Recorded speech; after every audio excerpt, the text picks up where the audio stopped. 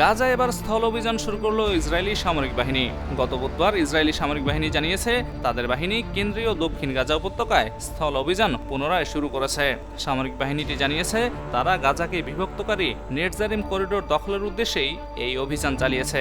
হামলাকে নির্দিষ্ট লক্ষ্যভিত্তিক অভিযান বলে উল্লেখ করা হয়েছে। এরই মধ্যে তারা ওই করিডোর দখলে নিয়েছে।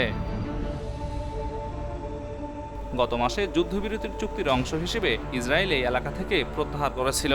2023 সালের অক্টোবরে সংঘাত শুরুর পর থেকে অন্যতম ভয়াবহ ঘটনা হিসেবে বিবেচিত হচ্ছে নতুন এই হামলা।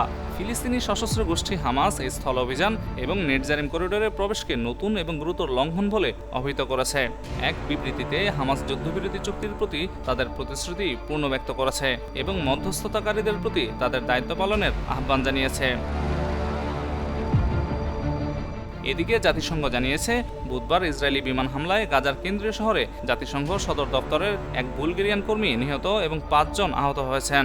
তবে ইসরায়েলি দাবি প্রত্যাখ্যান করে বলেছে তারা হামাসের একটি স্থাপনা লক্ষ্য করে হামলা চালিয়েছে, যেখানে ইসরায়েলের ভূখণ্ডে হামলার প্রস্তুতি চলছে বলে তারা শনাক্ত করেছিল।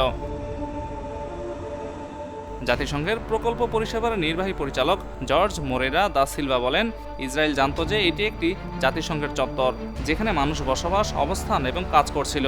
এটি একটি সুপরিচিত স্থান।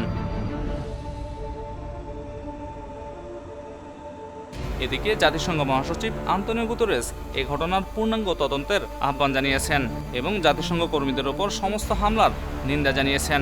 এক বিবৃতিতে তিনি বলেন, 2023 সালের 7 অক্টোবরের পর থেকে এ নিয়ে গাজা নিহত জাতিসংঘ কর্মীর সংখ্যা 280 জনে পৌঁছেছে।